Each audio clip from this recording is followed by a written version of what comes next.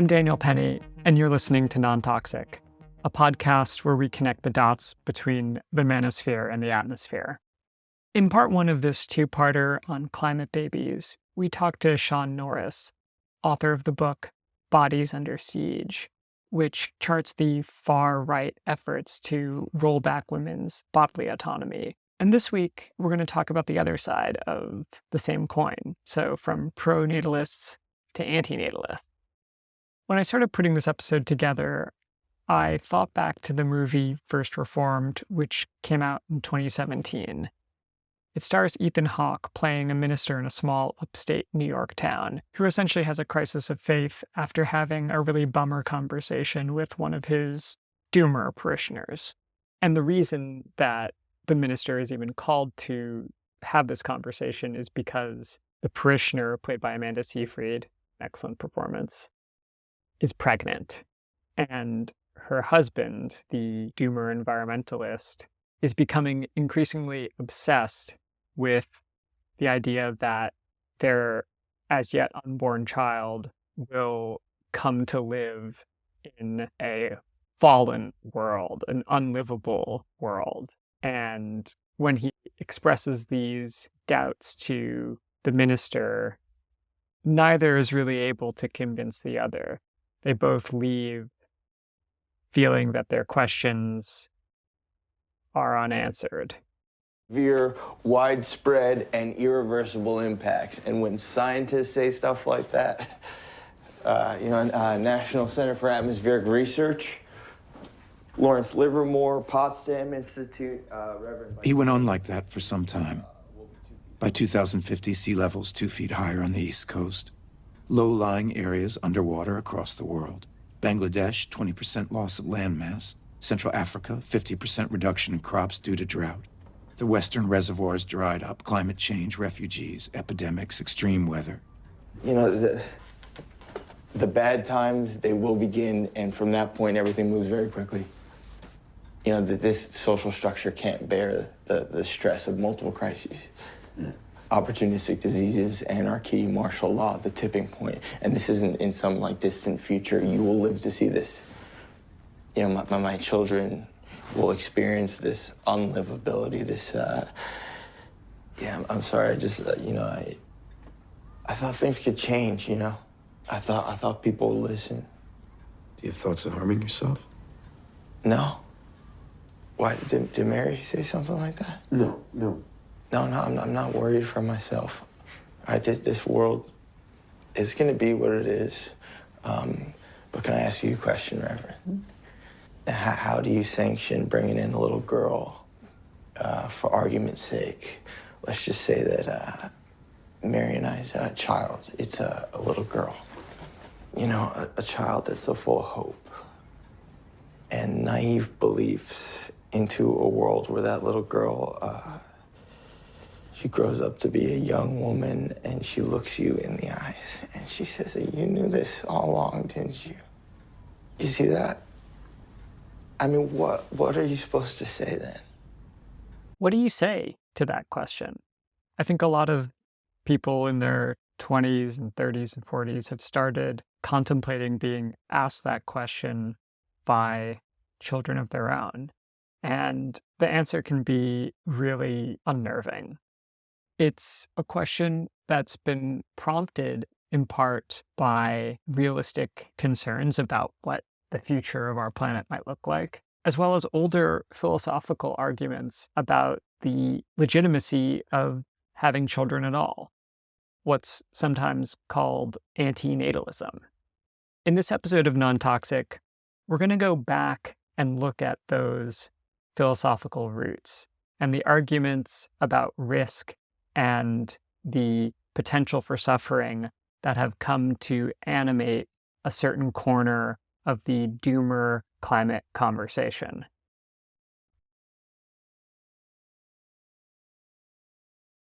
This season of Non-Toxic is supported by Blue Corn Candles and by listeners like you. If you'd like to support Non-Toxic, go to patreon.com/nontoxicpodcast and become a patron today. For this episode of Non-Toxic, I'm joined by Amanda Sukenick, an antinatalism advocate and host of the podcast Exploring Antinatalism, with whom I'm co-producing this episode. We're talking with one of the foundational thinkers of the modern antinatalist movement, bioethicist and philosopher Matti Häyry. Matti is the author of A Rational Cure for Pre-Reproductive Stress Syndrome, as well as If You Must Make Babies, Then At Least Make the Best Babies You Can, and a number of other papers and books discussing the ethical dilemmas and risks of having children. He is a professor of business ethics and philosophy of social science in the Department of Management at Aalto University in Helsinki. Thank you both for joining me on this episode of Non-Toxic. Thank you so much, Daniel. Thank you very much. This first question is for both of you, and I think it'll be useful in just setting the terms of the conversation. I'm hoping that you can define what antinatalism is. Maybe you can kind of set the stage and talk about the particular version of antinatalism that you're most interested in.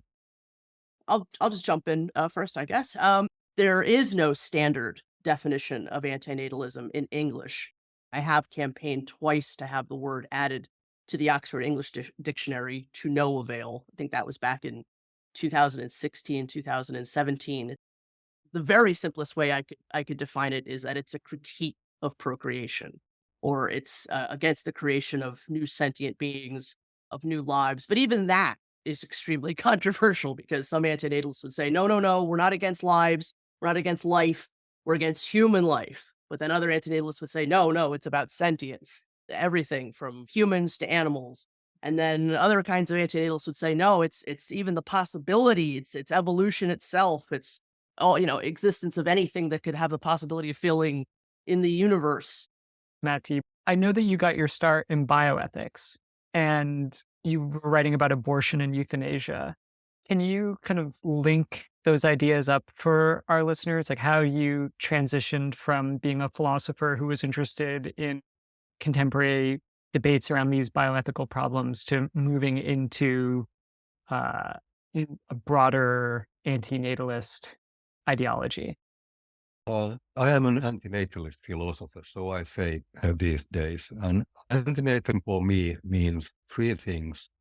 I don't have children, I don't intend to have children, and I'm pleased if everybody acts like me in this respect. So that's all I need for antinatalism. Other people define it differently, and that's the thing.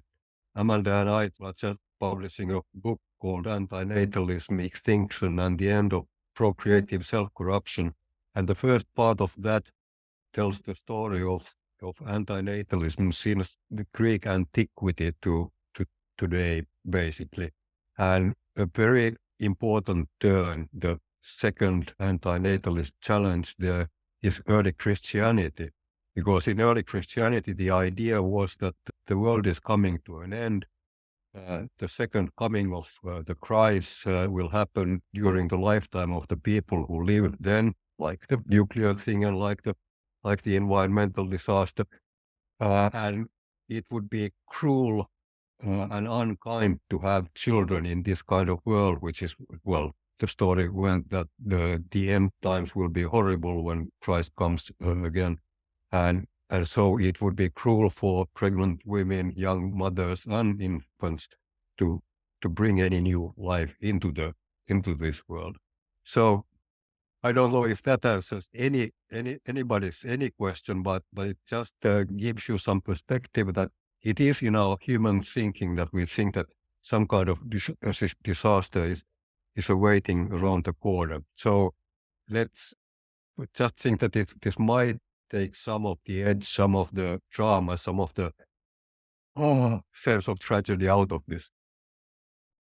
Matti, talk about the evolution of your thinking and how it is that you became an antinatalist. I have traveled a long way to become an antinatalist philosopher. Antinatalism didn't exist when I started my career in the 1980s. Nevertheless, in 1984, in my master's dissertation, I defended the right to abortion, which is kind of an antinatalist theme already. In 1994, I published a book called Liberal Utilitarianism and Applied Ethics, and in that I sort of described or presented one negative utilitarian view, but then didn't have the courage to continue on that route. Traditional positive utilitarians thought that we should maximize net good, maximize pleasure over pain, happiness over suffering, well-being over ill-being, whatever your theory of value. Now, negative utilitarians who started shortly before, for my time in philosophy, dropped the good out of the equation and said that we have a duty to minimize suffering. So not maximize good, but to minimize bad. It's more important, they said, to stall bad than it is to increase good. I mean, that's an everyday observation. If you're suffering, then I really have a duty to help you if I can. But if you are unhappy, do I have a duty to make you happy? Hardly. So there's a moral urgency to suffering. And antinatalism follows from this quite naturally, because all human or all sentient lives contain some suffering.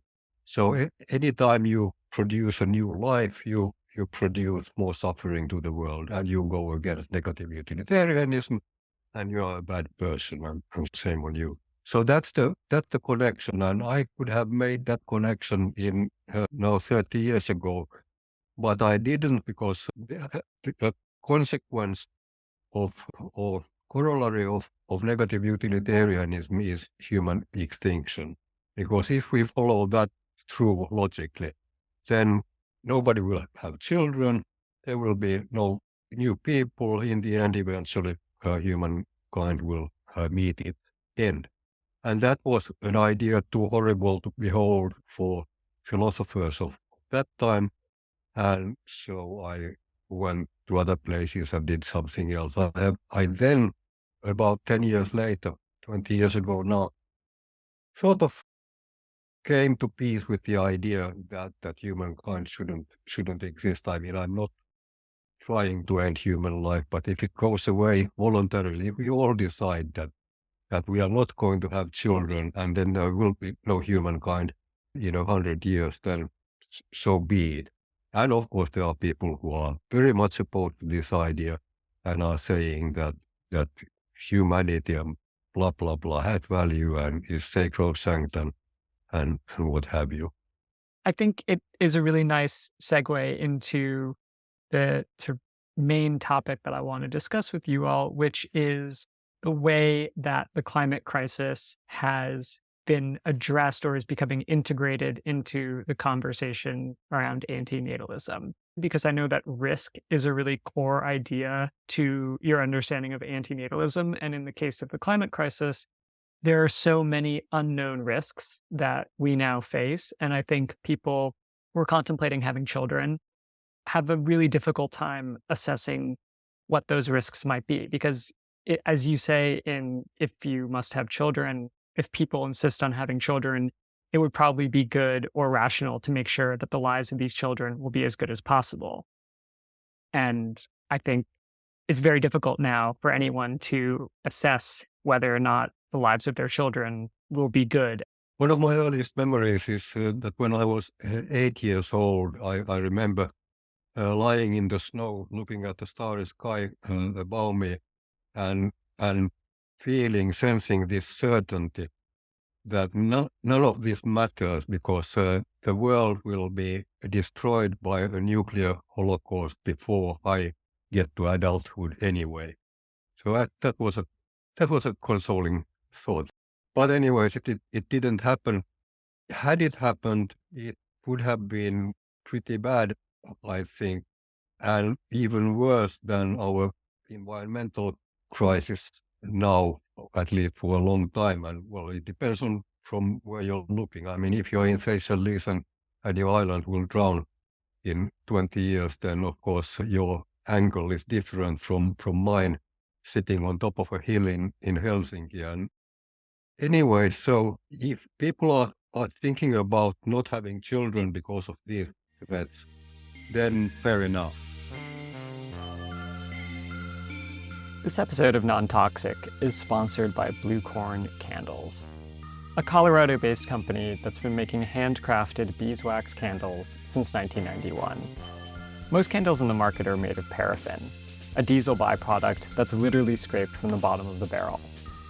Blue corn candles are made from sustainably harvested and lightly filtered beeswax. The candles smell great, burn super slowly, and most importantly, they don't produce any toxic fumes.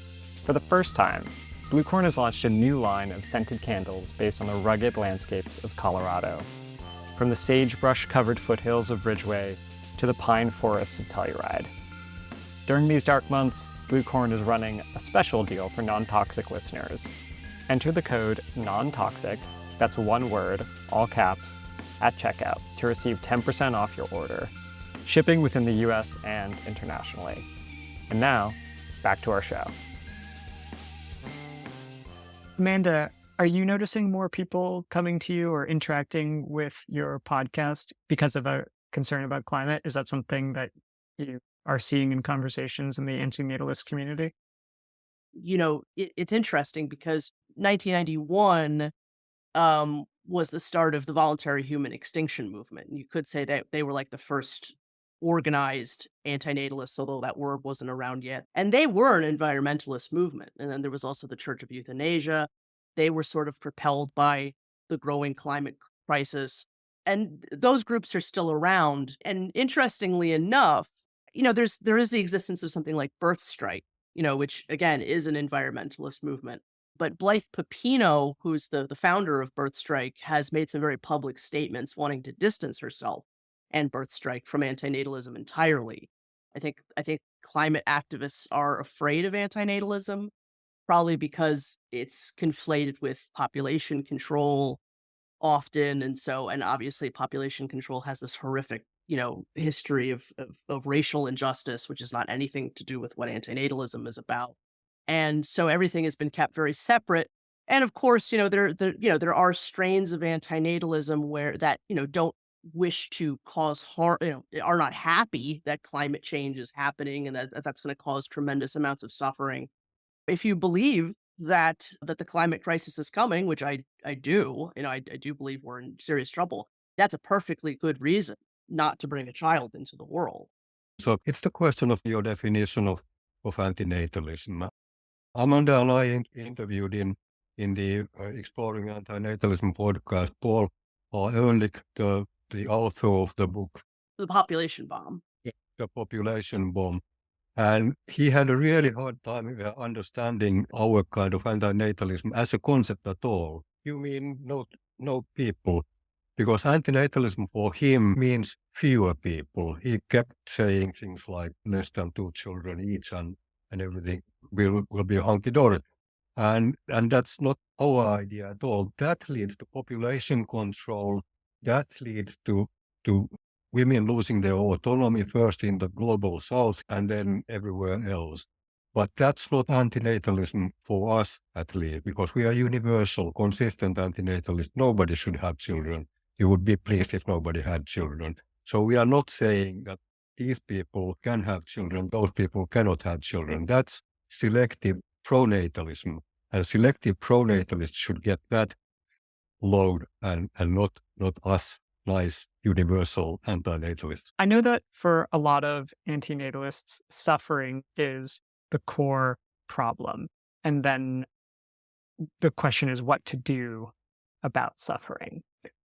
Is it just restricted to human suffering? Or, as you've said, it sounds like there are some thinkers who believe that all life is suffering and therefore all life should end. Other people seem to take the position that maybe humans are the cause of most of the suffering and therefore human life should end and we should let the rest of the earth continue spinning on without our presence. Can you just kind of lay out what those distinctions are and how you're thinking through them? Because I think, Yeah. there is definitely a component of the climate movement who are described as kind of like doomers, essentially. Yeah. And they, I would say, basically have like a human antinatalist perspective where they think that humans are the cause of so much environmental destruction, and therefore we should let the human race, die out and give the planet a chance to recover. How are you all grappling with that idea? Yes, I mean, what you're describing, I think, could most commonly be referred to as like anthropocentric antinatalism, or the voluntary human extinction movement essentially takes. I don't know that they would ever call themselves doomers per se, but they sort of take what's called a misanthropic view, or use the misanthropic arguments for antinatalism, that humans are causing all of this destruction, that humans should go extinct, and that the animals should inherit the earth. So that's one form of antinatalism. There's also child free, which sometimes isn't considered a part of antinatalism at all. Sometimes it is. There's more overlap these days than there ever has been. And you could say that the child free movement is most concerned with, I'd like to invest in my own life. I just don't want to have children. I want to have, enough money, and I want to be able to travel. And I don't mean to grossly generalize it, but it can sort of be seen as a lifestyle choice more than having some sort of ethical or philosophical bent to it. I'm curious to get a sense of the gender composition of the antinatalist community. It seems like most of the people who recently spoke at that conference that you both were a part of were men. And I just get the sense that there are a lot more men in this movement than women. And I think that for women, especially, there is very strong social pressure to reproduce, and that you do not fulfill your life schema unless you have a child. I think there are a lot more men who can kind of take it or leave it. And given the number of absent fathers in this world, there are plenty of men who, even though they reproduce, have no actual relationship with their child. And so they may as well not have reproduced at all. And I'm curious kind of how that plays out in the conversations that you all are having. Yeah, I mean, first I want to say that there's been almost no like survey material done of the antinatalist community. There's no real statistical studies that have ever been done. So it's hard to say, but from all appearances, I mean, it may very well be the case that there's an equal number of men and women within antinatalism. But as far as, who becomes content producers, who actually creates public identities around being an antinatalist, it's most commonly men. Conversely, in the child-free movement, it's mostly women. So there is this very unusual sort of gender divide amongst anti-procreation, that it appears that for whatever reason, for perhaps a host of reasons, antinatalism is for boys and child-free is for girls. And I really do think that there's a number of reasons for this. I mean, there's a very famous child-free antinatalist author and activist in Germany named Verena Brunschweiger, and I had her on the Exploring Antinatalism podcast and asked her about this. And, she talked about how, she thinks that the social cost of aligning oneself for women with something like antinatalism is just too incredibly high, that it's just, to be seen as somebody that's involved in something sort of negative and not very lovely, was the words that she used, it's just sort of more than most women can afford, because that may have huge implications on their friends can be, what kind of partners they can have. I think it's very different, especially since reproductive autonomy is so under attack. The concept that your womb is really not this like marvelous, wonderful thing, but it's dangerous. It's just as dangerous as an unruly erection. You know what I mean? It's like it's something that birth is an aggressive act. It's not a gift. It's a slap in the face. That's really difficult for a lot of women to hear, that implication, and it sounds really misogynistic when it's not intended. And not helping that is that there is a lot of misogyny in the antinatalist community. There's a high instance of MGTOWs and incels, and so that also makes it sort of difficult for a lot of women to be public. That's fascinating. I hadn't considered the prevalence of incels in the antinatalist community, but it makes a lot of sense. Like, if no one wants to have sex with you, then you might as well go down the path of like, well, I don't want to reproduce, so joke's on you. I don't want your baby anyway. Yeah. Which obviously is, brings with it a community of people that maybe you need to manage or need to kind of deprogram because there are a lot of other quite toxic beliefs that come along with being an incel, especially the sense that, people The, are not the, equal. the incel angle, Amanda, is something that we need to study further at some point, because I agree. there's a nice theoretical concept for it. It's called adaptive preference for sour grapes in ordinary English, which just means that if you can't get it, then no one else will get it either. Or, well, of course, there's the benign interpretation that you get used to it and you stoically change your attitude or whatever. But Amanda, we'll have to make a note of that. I want to end our conversation with a discussion of maybe a little bit more of your personal lives and what antinatalism has meant in them. I know that you both have been thinking about these issues for many years at this point, and I want to hear a little bit about the evolution of your views, as well as kind of where antinatalism has led you in your personal lives. When I finally did discover people talking about this idea, it was like being struck by lightning. It just was just the thing that I had been looking for my entire life, and really did propel, 14 years now of just a massive amount of creative and intellectual energy in me. And so I've gone on to produce, just thousands of videos on the subject, many podcasts, not just the Exploring Antinatalism podcast, many podcasts, a film by the name of The F List in 2016. Of course, Matti and I have written an academic paper now and a book, and caused me to go to graduate school. And it's really brought an incredible number of very positive things to my life. And I do get up every day because I am compelled to work towards this prevention of new lives and as much suffering as I possibly can while I'm So still alive. your life is better because you want to end lives, and you've realized that. Yeah. Yeah. In a matter of speaking, yes. Amazing. Matti? In 1980, I decided with my then wife that we should have children. We should have twins, a boy and a girl. Genetically manipulated. Genetic manipulation hardly existed in those days, so we had these science fiction ideas. Apparently, these twins would be called Peter and Susan, and we'd go to university, and they'd be in our bags, and we'd carry them around, and they'd be our little trophies. She went to a gynecologist who, in no uncertain term, told that this is not possible.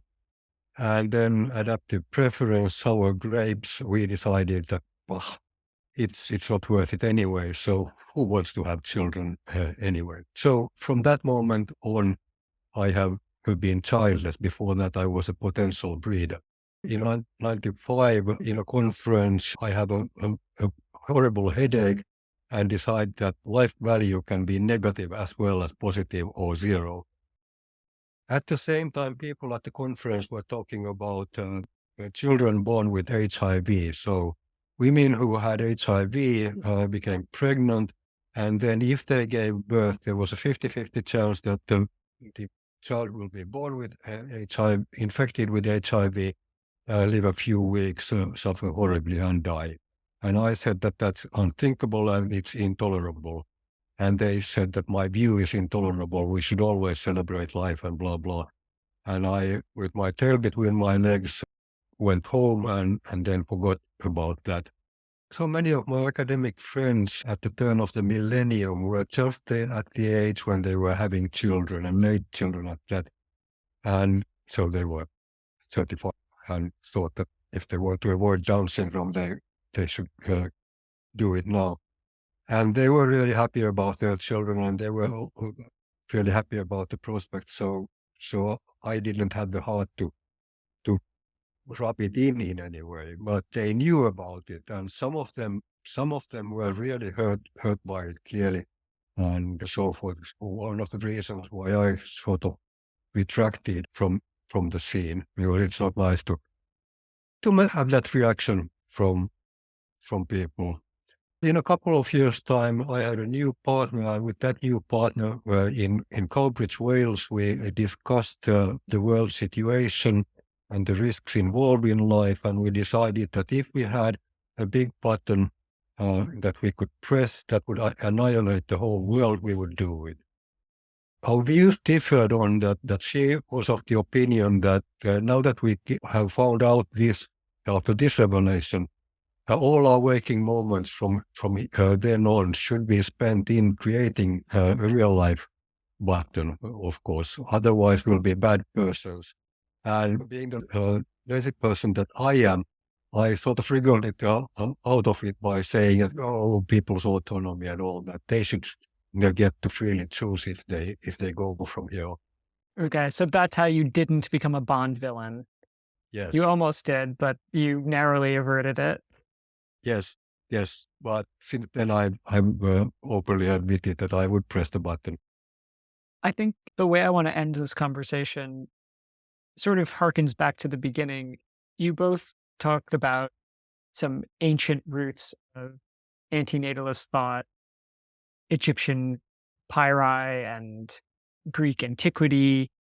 So antinatalism as an ideology or ideologies or maybe just an instinct has been around with us and developing with human life, which of course is a sort of contradiction.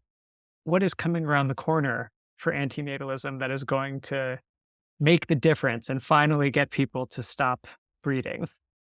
May I start this one, Amanda? Of Because course, go right ahead. because I can give the historical timeline and the reason for my pessimism. We tell the history of antinatalism in cycles or in phases. Now, in the book that we mentioned a couple of times, we start telling the history of antinatalism from the ancient Greeks realizing that life has no cosmic meaning and being in a pretty bad shape about that. Then they combine this with some early scientific ideas about pleasure and pain being very important, and then is it Democritus saying that children shouldn't be had because they are a nuisance and something like that. So this is the first antinatalist challenge or alarm. And then the first response to this is, interestingly, Plato's philosophy.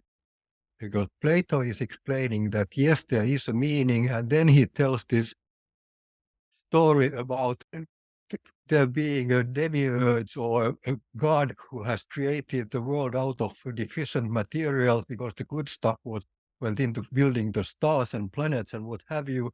So human beings are well, insufficient and incomplete.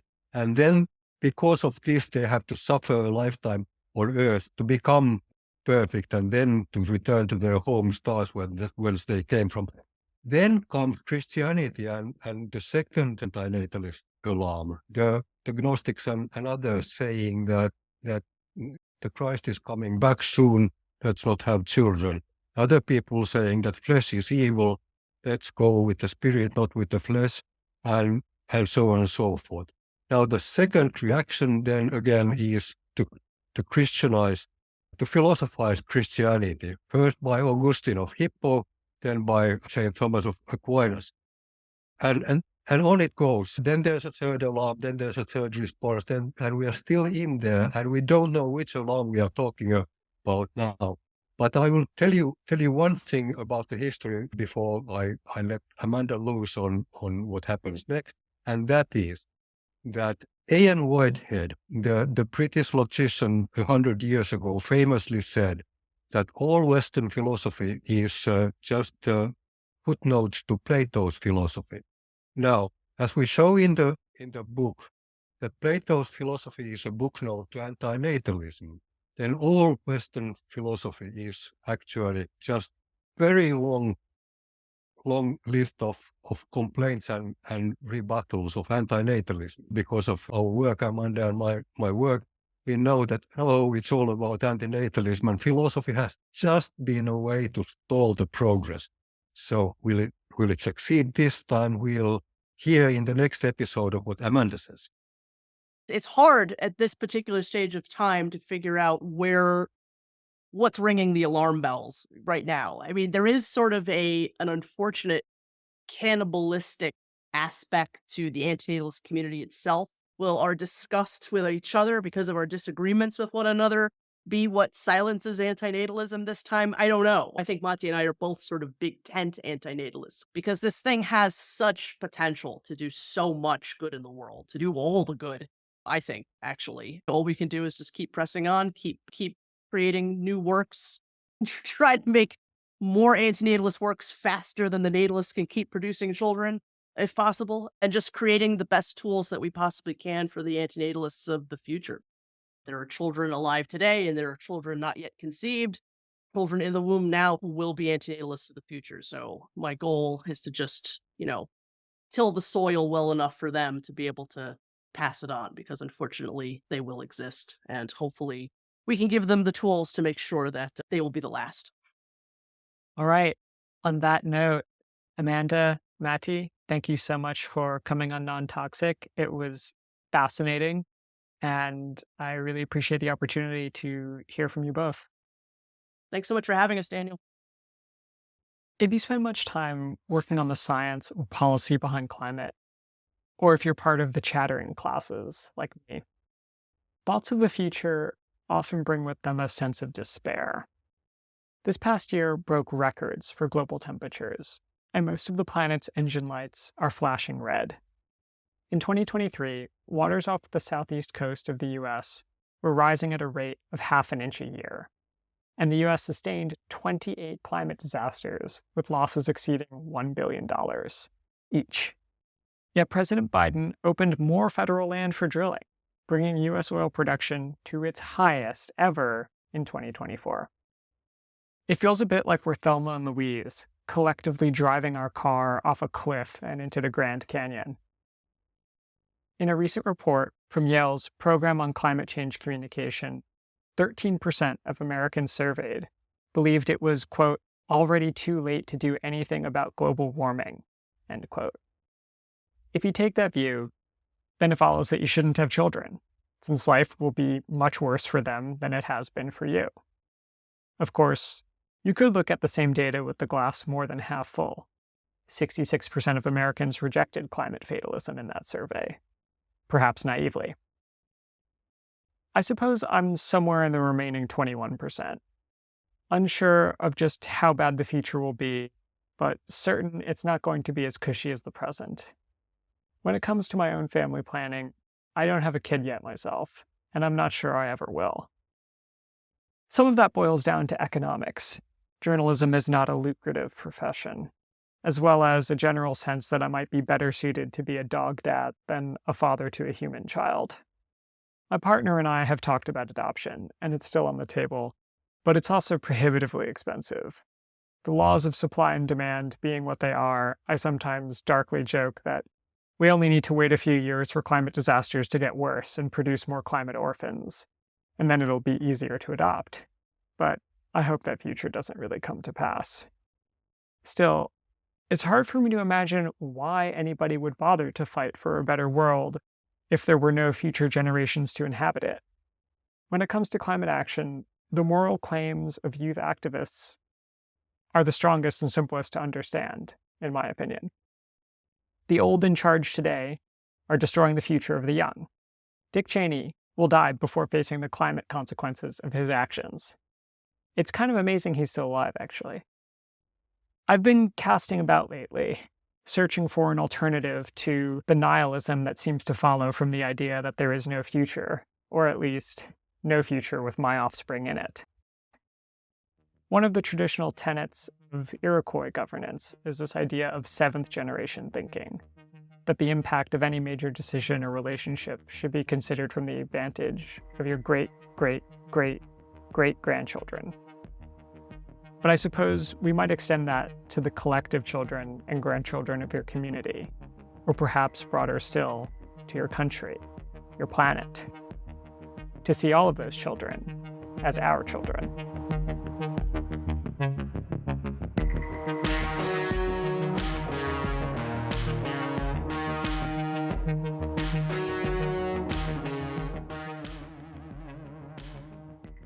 And that's it for this episode of Non-Toxic. Next week, we'll be talking with the author Nathaniel Rich about his book Losing Earth, A Recent History, which charts the emergence of a consensus around the science of climate change and attempts by scientists and activists in the late 1970s through the 1980s to get the US government to make a concerted effort to fix things. This is, in a sense, the window of opportunity and how it is that we missed it. As always, I'm your host, Daniel Penny. Non-Toxic was produced by Loose Thread Studios with help from Andrew Lewis. Music is by Nathan Sharp, and our artwork is by Sam Creasy. And a special thanks to Amanda at the Exploring Antinatalism podcast. This season of Non-Toxic is supported by Blue Corn Candles and by listeners like you. To support the show, you can go to patreon.com/nontoxicpodcast and sign up to become a patron today. If you'd like to keep detoxifying the discourse, we could use your help. And don't forget to rate and review us wherever you listen to podcasts. It helps other people find the show.